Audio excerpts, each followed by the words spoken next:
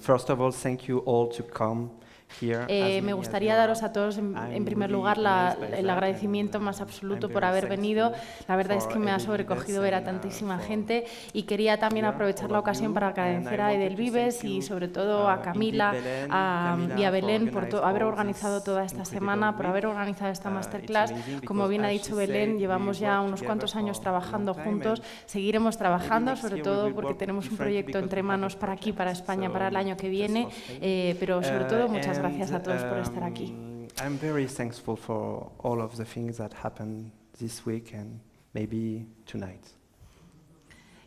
Bon, so a masterclass. It's very. Bueno, comenzaré diciendo que para mí una masterclass es una cosa un poco compleja, en primer lugar porque no me considero maestro de nada, pero lo que voy a intentar abordar en estas horas que voy a pasar con vosotros es empezar por explicándoos cómo trabajo, luego pasaré a dibujar delante de vosotros, hilando con un concurso que ganó Laura Rueda. La historia, la verdad es que me encantó y como siempre llego tarde a todo, no había podido abordar el diseño todavía y es lo que voy a hacer esta tarde con vosotros. I'm always late, so I couldn't do it before, so I will do it now, just in front of you. First, this is one of my first book. I did 2 comic books before, but they are so ugly I don't want to show you. And I did it during my, me gustaría comenzar con uno de los, he hecho otras obras anteriormente, otros libros, pero como me parecen un espanto absoluto, no os lo quiero mostrar. Este para mí es realmente el punto de partida. Es el proyecto de final de carrera de la ENSAD, que es la Escuela Nacional de Artes Decorativas de París, donde te sugieren que elijas un proyecto de final de carrera y lo abordes de forma profesional. Yo me lancé con un libro, que es lo que siempre había querido hacer, por el amor que tengo por los libros y la literatura en general, y es un libro que finalmente se pudo publicar el año pasado aquí en España. Se titula en castellano Cereza Guinda y ya se ha publicado en 2 ocasiones en Francia. I put all of my bases for this book. I invent this story, and this is something I do now for each of my book. I decide to create the story to refer to some personal thing of my life. For example, the little girl, Cerise, is inspired by a friend I had. En el libro Cereza Guinda es un libro que inventé con una historia, pero es algo que normalmente hago en todos mis libros, inspirarme en algo personal de mi vida. En este caso, lo que hice es inspirarme en una amiga de la infancia, que sigue siendo a día de hoy muy amiga mía, es ilustradora de hecho. Digamos que era un poco regordeta de pequeña y además siempre llevaba cosas muy tupidas, jerseys de cuello vuelto para tapar esa gordura. Y también en el libro aparece mi perro, el que ha aparecido anteriormente, que es un constante en todos los libros, este que aparece aquí, y más os vale que os vayáis familiarizando con otro segundo perro que tengo, que es Lisbeth, y aparece ahora en Swinging Christmas, aparece mucho, aunque a veces es muy cansado que aparezcan en todas estas and she's on my last book, Swinging Christmas, and it's quite hard to put them every time on every book. Sometimes it's I will explain that later, maybe. This is one of a character of my last book here, Swinging Christmas, and just to show you how I do it. It's, for example, this one is not, as you can see, the same one as Cerise. El personaje que aparece en pantalla, Robin, esto es la forma que quiero utilizar para explicaros cómo me inspiro en mis personajes. Este está inspirado en uno de mis sobrinos y si veis la cara, tiene esa cara de pillo, de pícaro. No tiene nada que ver con Cereza, con el otro personaje, y os voy a mostrar más ilustraciones ahora. I don't have his photo, but why I do this, why I always inspired by somebody who's actually living. For example, I can show you. Okay, why do I get inspired by living people is because when you draw something, it's important for the character to live. ¿Y por qué para mí es tan importante apoyarme a la hora de diseñar en personajes de la vida real? Porque cuando estás trabajando es muy importante tener siempre en mente y tener presentes esos personajes, saber cómo caminan, cómo se expresan, cómo se mueven, cómo hablan, para que a la hora de diseñarlos sobre el papel sí que parezcan reales. Y mi humilde consejo para los artistas aquí presentes en la sala y ilustradores es que intentéis retomar sentimientos vuestros propios o que os apoyéis en cosas que os rodean de la vida cotidiana, porque así lo que vais a conseguir es plagar vuestra obra de sentimientos y a su vez provocar otros sentimientos en vuestros lectores o seguidores. A menudo me sucede que vienen pues ilustradores jóvenes, vienen por el taller y lo que veo que es que intentan copiar un estilo determinado. Y yo lo que les digo es que no, que eso es un error, que realmente se tienen que apoyar en la realidad que les rodea y las cosas que a ellos les importe para que luego eso sí que sea real sobre el papel. Emerge more than, something that is not totally you. Donc, donc là, on peut voir très clairement que j'ai été inspiré par Olivia. Este es un ejemplo claro que podéis ver anteriormente, no sé si habéis visto la otra imagen, donde aparece Olivia, que es la cantante que aparece en el libro y es la que inspira a Sol, la protagonista de Swinging Christmas, y así se puede comprender el vínculo que hay entre las dos, veis que son muy parecidas. Son imágenes, la mayor parte de las imágenes que habéis visto son imágenes sacadas de los conciertos en los que canta Olivia con una big band de 25 músicos y me inspiró mucho y la verdad es que tenía muchas ganas de crear un personaje ad hoc justo para este libro. Très glamour, donc un peu d'Olivia, un peu de Jessica Rabbit aussi.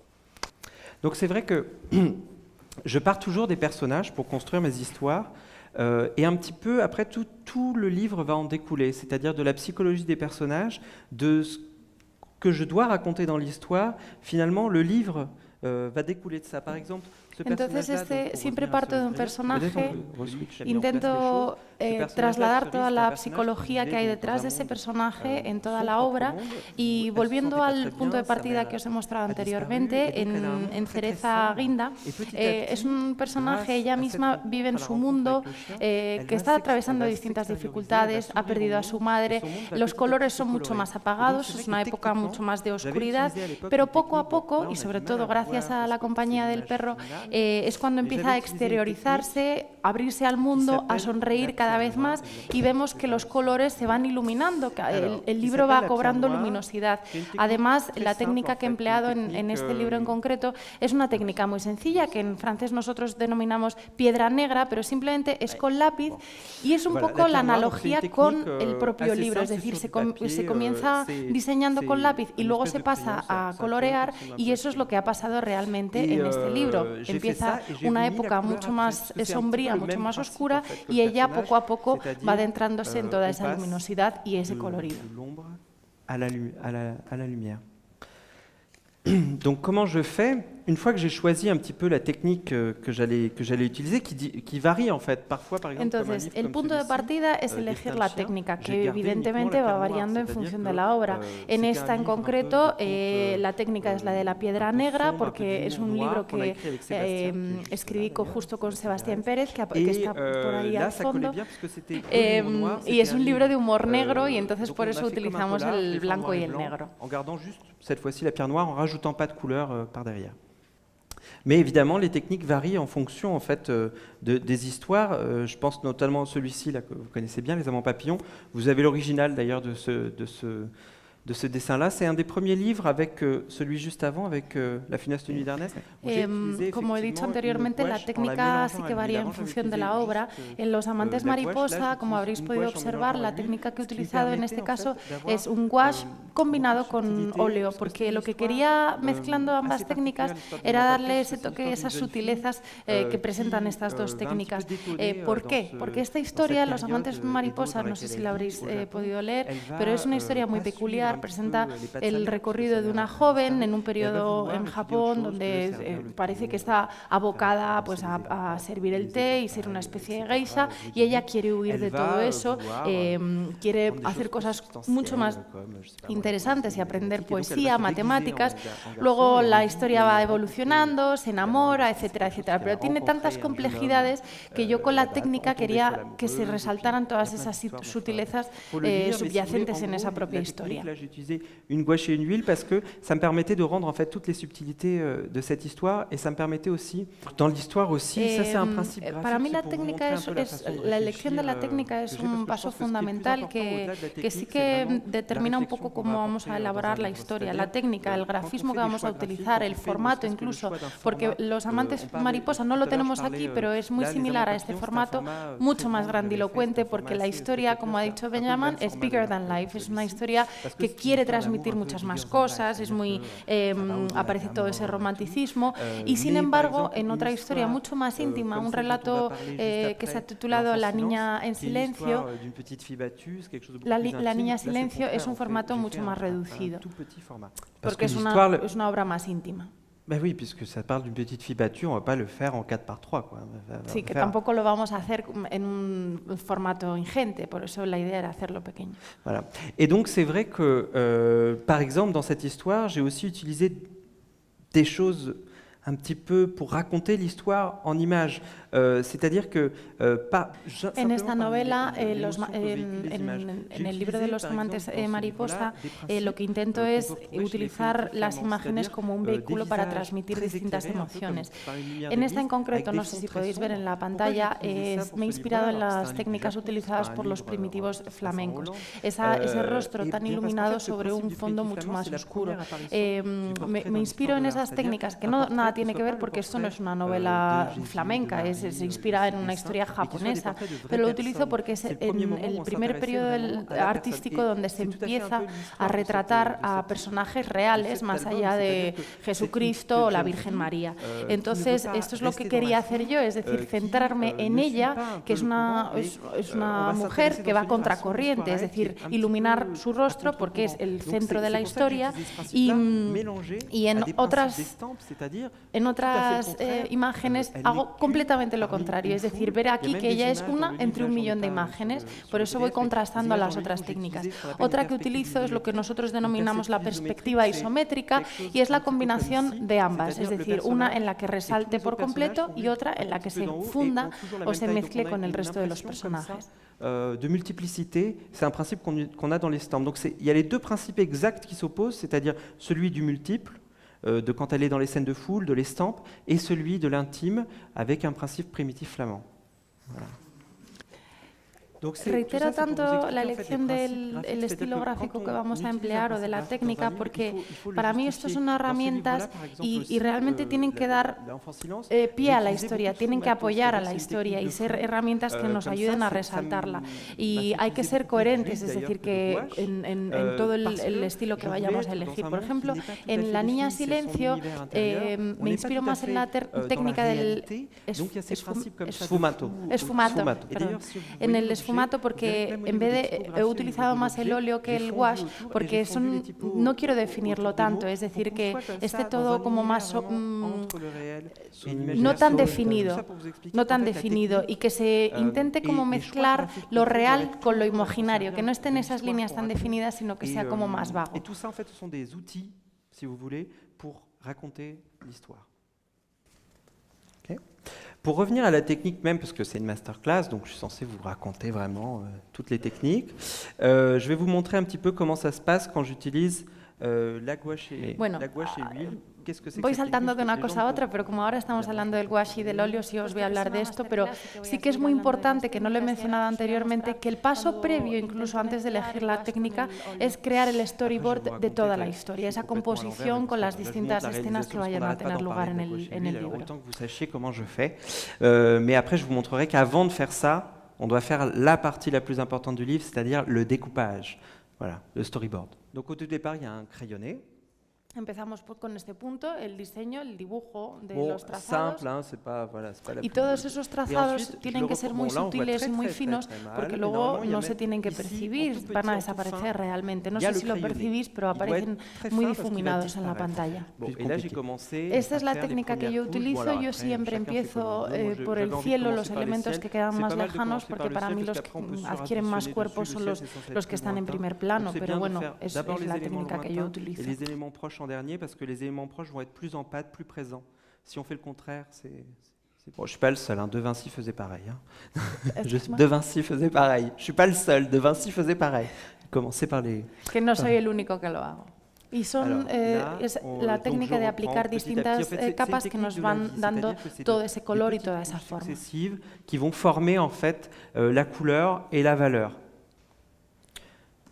Voilà, donc ça monte petit à petit. Et puis vous voyez aussi que, et ça c'est vraiment quelque chose pour le coup que j'ai appris avec De Vinci encore, c'est-à-dire le principe d'avoir des...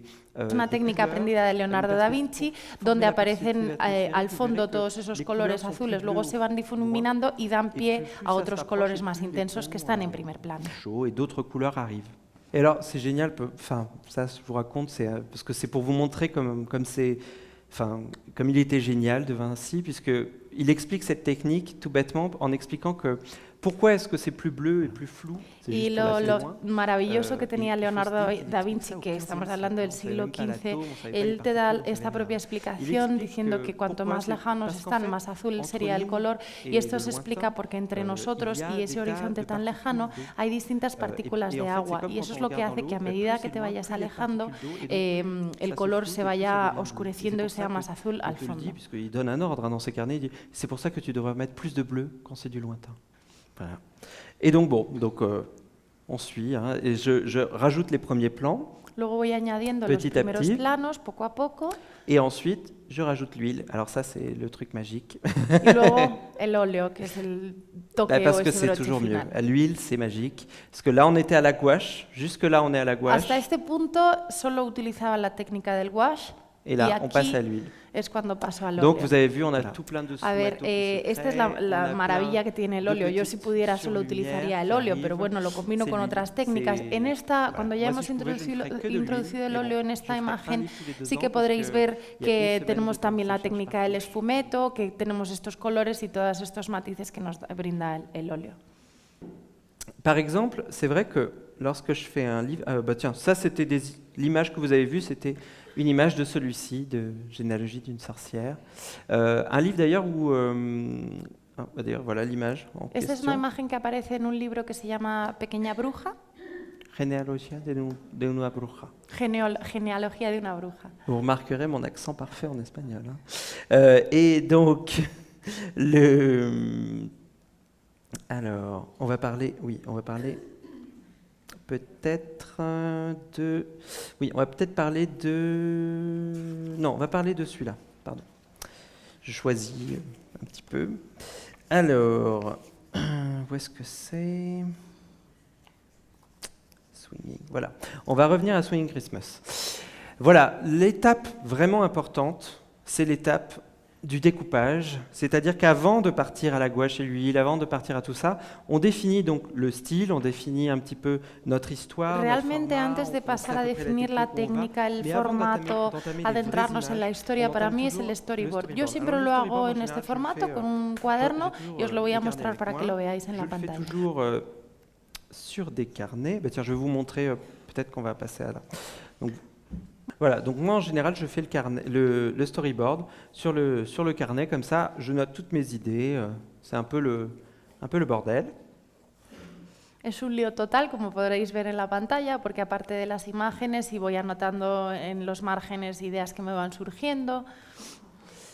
Os voy a mostrar porque lo que te permite hacer un storyboard antes de adentrarte en materia es intentar evitar al máximo los errores. Entonces, si podéis ver, bueno, no sé si lo veíais, aparecían varios cuadrículas. Entonces, en cada imagen había 4 que eran la misma. Y así es lo que me permite al final elegir la imagen que mejor se adecua.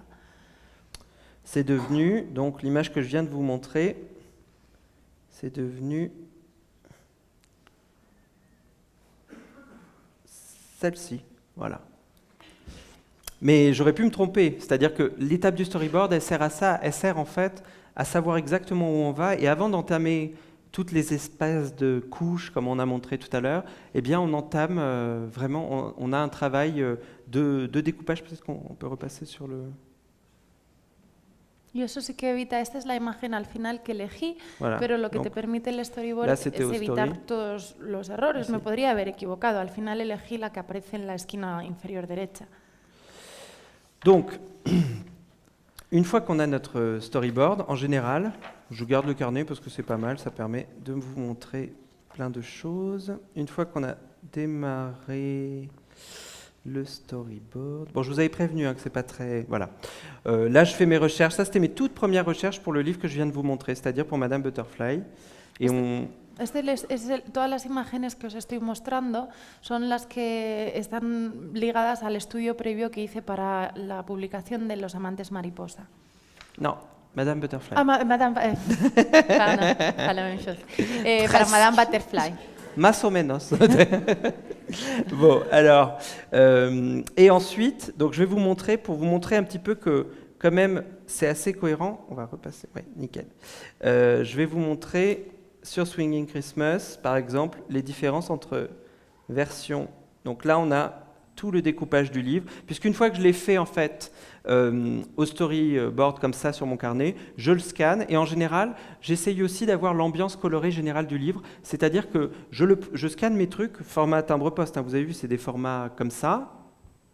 Entonces, lo que hago, por ejemplo, en Swinging Christmas, primero tengo, como os he mostrado, en el cuaderno tengo mi storyboard propio, a lápiz, sin ningún tipo de color, luego paso a escanearlo, ahí es cuando añado el color. Et je rajoute les couleurs vite fait comme ça, très très vite par ordinateur, juste pour avoir, ça s'appelle une pochade, c'est pour avoir l'ambiance générale, c'est-à-dire où est-ce qu'on va. Et comme vous pouvez le voir, il y a une petite narration au niveau de la couleur, c'est-à-dire qu'on passe dans des tons bleus, enfin très neigeux, presque un peu froid. Quand il arrive chez le vieux, on passe dans des tons beaucoup plus chauds. Sauf que par exemple, là je vais vous montrer un truc, l'image 17 là que vous voyez, je l'ai changée et je vais vous expliquer pourquoi. Entonces, el proceso es el que os he dicho, storyboard, escaneo, introduzco los colores pero de una forma muy rápida, no me detengo mucho, simplemente para tener una idea sobre el ambiente y la historia que se va transmitiendo a través de los colores. O sea, podríamos decir que hay una especie de narrativa que ya se va adivinando a través de los colores. Entonces, pasamos por unos ambientes mucho más fríos, con colores más apagados. Hay una excepción que es la imagen 17, que es esta de aquí, donde he cambiado el color y luego os voy a explicar por qué. Todo esto lo hago con el ordenador. Parce qu'en fait, là, j'étais resté en fait, dans l'ambiance du vieil homme, du vieil ermite. Et en réalité, ce moment-là, le moment 17, c'est un moment où le gamin se retrouve à nouveau tout seul face à la lecture. Et c'est pour ça d'ailleurs que dans le vrai livre, je vais vous montrer, dans le vrai livre, c'est une des rares images qui n'est pas du tout la même, puisqu'elle est, enfin si, elle est quand même très proche, puisque c'est la même, mais c'est la même en couleur. Et évidemment, je ne vais pas trouver... Los colores previos, cuando relata la historia del anciano ermitaño, son esos colores que habéis podido observar. Y aquí es el momento... Ça, c'est le réel. Ça, c'est le moment où il retourne... Non, tout est dans le réel, mais si tu veux, dans les couleurs chaudes, c'est-à-dire les couleurs avant, il est chez le vieil homme. Il vit avec, et c'est le moment où il se retrouve à nouveau tout seul, sans lui. Donc c'est moins chaleureux, on revient dans des couleurs plus froides. Puisqu'en plus, c'est le moment où il se retrouve face à son problème de lecture, il n'arrive pas à lire. Entonces, toda la fase previa es la historia del anciano ermitaño. De repente, aquí es cuando él se encuentra completamente solo y por eso quería volver a los colores un pelín más fríos, porque es cuando él está solo y se enfrenta a su problema, que es que no puede leer, el niño. Donc ça veut dire quoi? Ça veut dire que les couleurs en fait racontent une histoire, bien sûr, sans qu'on s'en rende compte, parce que bien sûr maintenant que c'est dit, maintenant que je vous l'ai dit, vous dites ah oui bien sûr c'est évident, c'est très simple, les couleurs chaudes, les couleurs froides, mais en fait quand on lit un livre, on le ressent et c'est très important d'y avoir réfléchi avant, de savoir finalement pourquoi est-ce qu'on pose cette couleur-là, pourquoi est-ce qu'on utilise cette technique-là, pourquoi est-ce qu'on dessine ce personnage comme ça, toutes ces choses que je vous montre, tous ces exemples que je vous montre, c'est juste pour vous dire en fait que le plus important au-delà de la technique, c'est vraiment la réflexion qu'on a sur le livre et sur l'objet. Je vais vous montrer par exemple sur 2 autres livres qui sont des objets complètement différents, combien en fait, voilà, le chemin de réflexion peut être à nouveau différent. Entonces, para mí lo más importante, más que la propia elección de la técnica, es la reflexión previa sobre qué es lo que quiero transmitir con la técnica que vaya a utilizar o con la gráfica que vaya a utilizar. Entonces, obviamente sí, os parecerá muy obvio y muy sencillo, colores fríos para transmitir una serie de sensaciones, otros más cálidos, pero creo que lo más importante es ese paso previo de reflexión.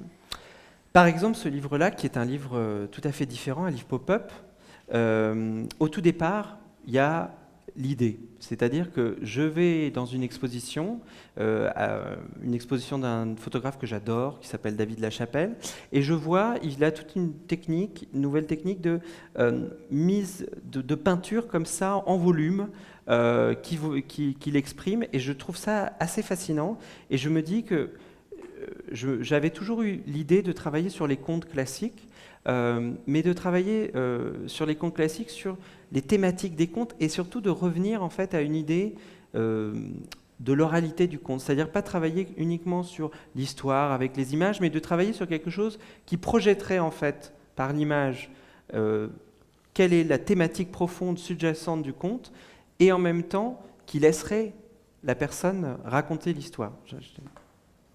Et c'est pour ça qu'en fait, quand j'ai vu ça, je me suis dit, je vais le faire en pop-up. Parce qu'effectivement, un pop-up, ça ne permet pas de raconter vraiment une histoire avec du texte, mais en revanche, en peu d'images, on peut faire émerger certaines choses par le volume et voilà, évoquer beaucoup. Esto es una técnica totalmente diferente, el pop-up, que me inspiré sobre todo gracias a un fotógrafo que yo admiro profundamente, David Lachapelle, que utiliza todas estas imágenes que podéis ver en la pantalla. Entonces, la idea, y que me rondaba la cabeza durante mucho tiempo, es abordar la literatura clásica, los cuentos y fábulas clásicas, pero no simplemente ciñéndome a contar una historia con imágenes y ya está, sino que adentrarme más en la temática subyacente de todas esas historias. Y me pareció muy buena idea utilizar en este ejemplo en concreto la técnica del pop-up, que juega con los volúmenes y que puede transmitir toda esa temática. Et donc là, il y a les mêmes choses que tout à l'heure, ce que je vous avais expliqué, c'est-à-dire les storyboards, si vous voulez, les esquisses. Entonces, seguimos el mismo proceso, los bocetos, el storyboard. Ensuite, les crayonnés, c'est-à-dire le dessin plus fini. Definirlo más con los lápices. Et donc là, on voit aussi, ça c'est la particularité du pop-up, il faut définir vraiment quelles sont les parties en volume, donc c'est pour ça qu'il y a un petit peu de couleur là. Aquí sí que se introduce el color en esta fase en contraposición con los otros ejemplos, porque con el pop-up sí que es muy importante definir cuáles son las partes que van a sobresalir o cuáles van a tener más volumen, que son las que aparecen. La partie peinture, donc pareil, comme tout à l'heure, là vous pouvez voir, c'est voilà, les petits jus qui arrivent jusqu'à la fin. La partie peinture, c'est-à-dire les fonds, avec les petits, donc c'est la même technique, là les jus qui arrivent en jus sucesifs jusqu'à la Y entonces esta es la técnica donde nos metemos ya más en pintura, donde se introducen todos los colores. Alors parfois on a des choses bizarres, comme là en bas à droite, là puisqu'il manque la gueule au loup, et donc du coup on se retrouve avec une image. Ça c'est le problème des pop-up, hein. C'est pas très... Les peintures à la fin, elles sont pas très belles puisqu'il manque une partie, il manque sa gueule, hein, au loup. Claro, lo malo de poner un escáner de un pop-up es que aquí no os hacéis a la idea, pero simplemente está en relieve, esta es la boca del lobo y aparecería en relieve. Aquí en la pantalla aparece un poco feo, pero es mucho más impresionante con el pop-up. Là voilà, attends, voilà la gueule du loup d'ailleurs. Elle est là. Pero es así, para que os hagáis a la idea.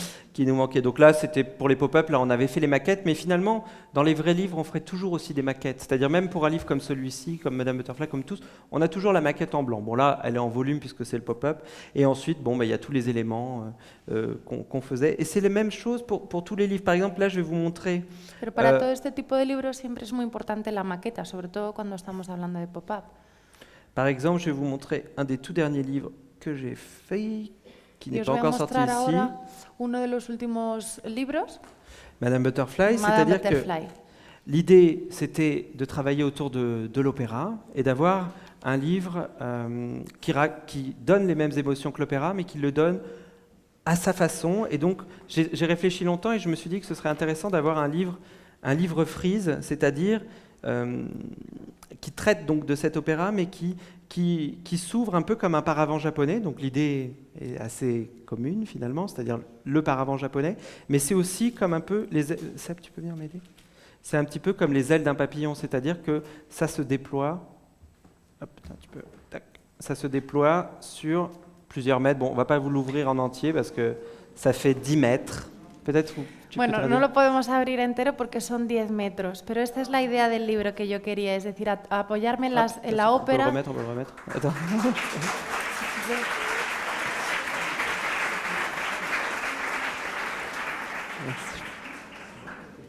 Oui, c'est Sébastien qui applaudissent comme ça. Donc... Lo que yo quería es... mi punto de partida era la ópera, pero lo que quería hacer es transmitir exactamente las mismas, bueno, o parecidas, las emociones que nos transmite la ópera. Y por eso pensé en darle esta forma, que fuera como una especie de biombo japonés que se despliega hasta 10 metros de ancho. Donc l'idée vient comme ça, et c'est vrai que la technique aussi, c'est-à-dire que je me suis dit, je voulais pas faire le paravent japonais visuellement, c'est-à-dire reprendre les techniques de l'estampe, parce que ça aurait été super kitsch un paravent, avec les techniques des paravents, alors que je ne suis pas japonais, que je ne suis pas de cette époque. Enfin, ça aurait été un peu ridicule, ça aurait été too much. Donc, vas-y, je te... Lo que no quería es, ni yo soy japonés, ni es un libro japonés, entonces iba a ser un poco kitsch el tema de hacer que todo fuera como una especie de biombo japonés. Y sin embargo... Donc je me suis dit en revanche un autre truc qui aurait pu émouvoir Pinkerton, puisque c'est l'idée du sujet. Donc encore une fois, je me mets à la place de mon personnage. Je me dis, le personnage, il découvre le Japon, il découvre plein de trucs. Entre autres, il découvre quelque chose qu'ils ont beaucoup importé d'ailleurs, les porcelaines. Et je me suis dit, c'est tout bête, mais ne serait-ce qu'en faisant un dessin voilà, sur des tons bleus, avec un peu de crème comme ça, etc., ça pourrait rappeler la porcelaine. Et techniquement, je me suis dit, il est en voyage, il n'a pas de quoi amener de la gouache et de l'huile et tout. Donc c'est pour ça que je me suis dit, je vais la faire au crayon et à l'aquarelle, puisque c'est, en tant que dessinateur, vous le savez, c'est l'un des trucs les plus faciles à emporter. Moi, j'en ai toujours avec moi. D'ailleurs, je vais vous faire une aquarelle tout à l'heure. Mais c'est le truc le plus basique, un crayon, de l'aquarelle. Et donc, en essayant de rappeler un petit peu cette idée des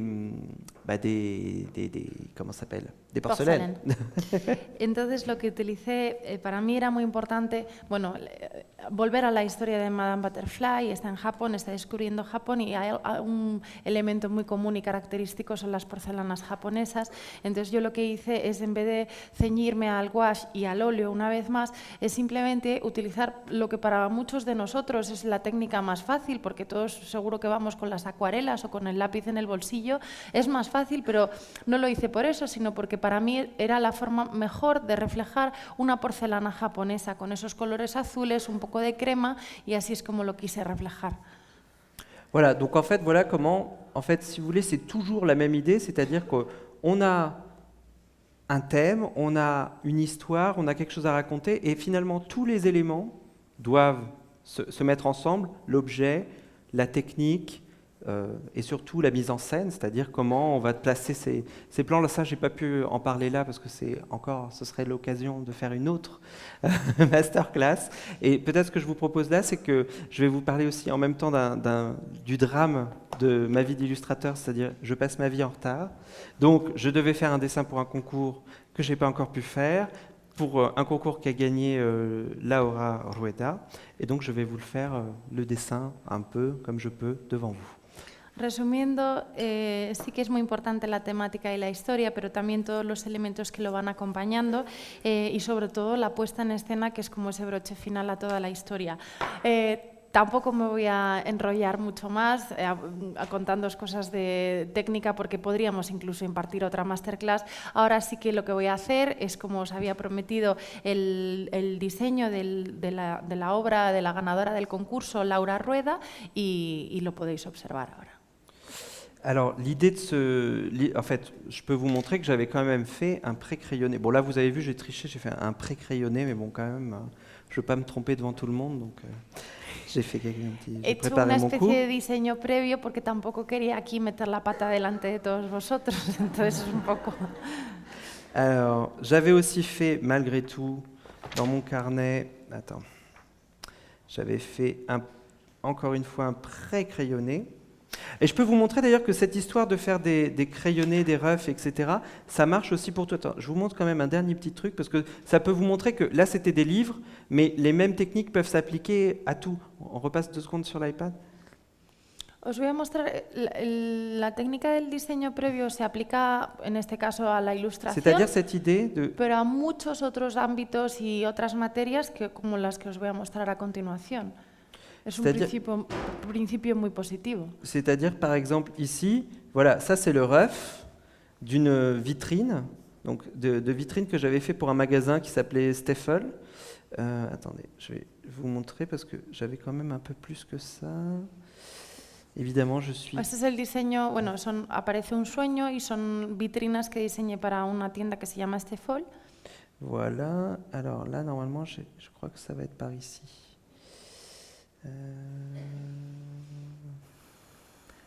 Vous pouvez voir comme je suis organisé, hein, c'est impressionnant. Y podréis ver lo bien organizadito que estoy con todas estas fotos y eso. Voilà. Alors, au départ, voilà, c'est des petits crayonnés comme ça. J'ai cette idée de faire cette vitrine. Alors, j'explique voilà, comment ça va être. Este es el encargo, el trabajo, y empiezo con el diseño previo, el dibujo antes que cualquier otra cosa. Donc c'est un peu... et ensuite, je précise un tout petit peu. Luego voy precisando un poquito más. Et après, je peins chacun des éléments. Y voy introduciéndome cada vez más en cada uno de los elementos. Voilà. Et à la fin, ça donne ça. Y por último, ese es el resultado final. Hop, attends. Bon, je vais un peu vite, je vais vous donner envie de vomir après. Voilà, ça donne ça. Voilà. Donc en fait, si vous voulez, c'est toujours les mêmes idées. C'est bon. Passons au dessin. Allez. Ça. Alors, on peut se remettre? Oui. Et si vous avez des questions, c'est maintenant. Je peux répondre en même temps que je dessine, il n'y a pas de souci. Mientras voy haciendo el diseño, puedo responder a las preguntas que os vayan surgiendo, si tenéis alguna pregunta.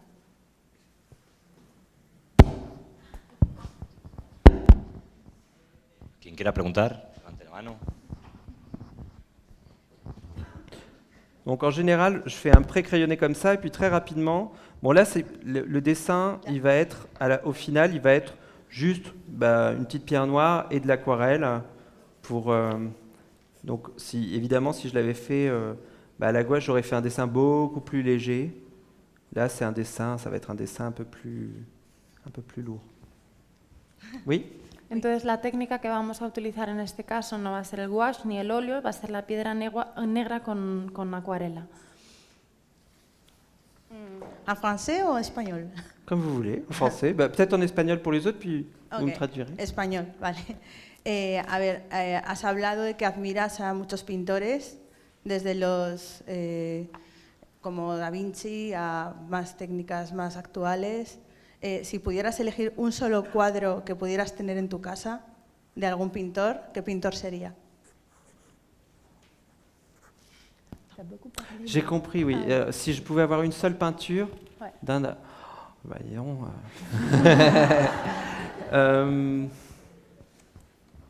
Bon, quand même, en plus je suis pas idiot, hein. Je prendrais une peinture de Vinci. Donc, parce que bon, pour plusieurs raisons. Déjà parce que je pense que c'est effectivement voilà. Et je pense que je prendrais. J'hésiterais entre la Sainte-Anne et le Saint-Jean-Baptiste. Voilà. Lequel? La Sainte-Anne et le Saint-Jean-Baptiste. Bon, puis si on me permet, je peux prendre aussi la Vierge au Rocher, hein, je dis pas non. Obviamente sería Leonardo da Vinci, que para mí es el pintor por excelencia. La duda me entra si sería Santa Ana o San Juan Bautista, uno de los dos, pero sin duda sería siempre Leonardo da Vinci.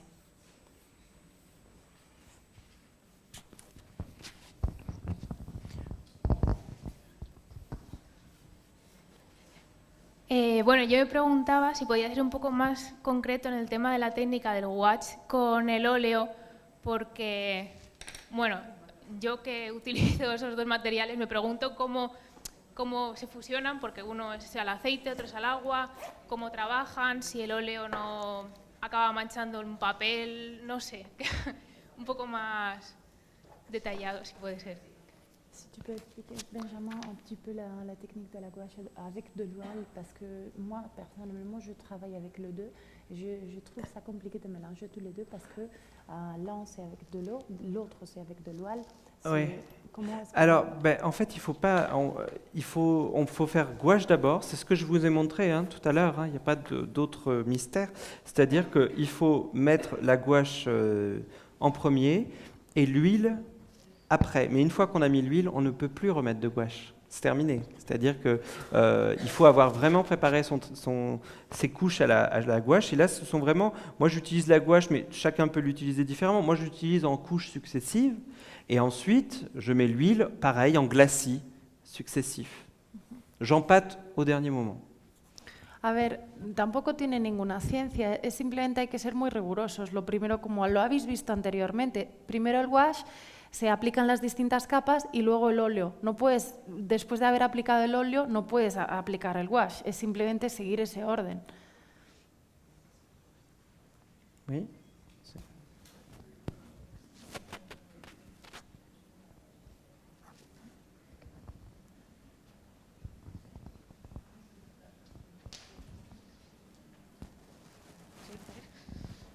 Bueno, buenas tardes. Lo primero, Benjamin, bienvenido. Y bueno, quería preguntarte que cuando leí los cuentos de Edgar Allan Poe, hay muchas ilustraciones en las que aparecen como fotografías antiguas, es que parecen fotografías de verdad, pero se ve que son tus dibujos por la forma, porque son tus personajes. Quería saber qué técnica empleas para poder dibujar ese tipo de imagen. Lorsque j'ai lu les livres des poètes, j'ai vu qu'elle utilise beaucoup les illustrations avec des photographies anciennes. Au début, je pensais que c'était vraiment de photographies anciennes, et après, j'ai vu que non, que ce sont des dessins. Oui. Quelle est la technique que tu utilises pour le faire? Alors, c'est de la gouache et l'huile, mais il y a aussi du fusain dedans. Et c'est juste, je poussais un petit peu parce que je suis très content qu'elle ait cru que c'était des photos. Bon, après, il faut s'imaginer, si c'était des photos, les personnes en photo, c'est des monstres quand même, les pauvres. Ils ne vont pas bien. Donc, du gouache, de l'oual? Non, de gouache. D'abord, c'est gouache et fusain, puis huile. Et j'ai fait des petites techniques de grattage aussi au cutter pour donner cet aspect un peu vieilli. Me alegra que pensaras al principio que son fotografías, aunque realmente serían unos auténticos monstruos, porque los personajes que aparecen en las imágenes son de horror. Pero lo que utilizo es primero la técnica del wash, luego lo difumino un poco y luego es cuando paso al óleo. Yo quería saber si utiliza técnicas digitales. Est-ce que tu utilises de techniques digitales? J'utilise l'ordinateur pour tout ce qui est mise en page. Pour tout ce qui est donc la maquette, j'utilise aussi, comme vous l'avez vu tout à l'heure, pour faire les refs, c'est-à-dire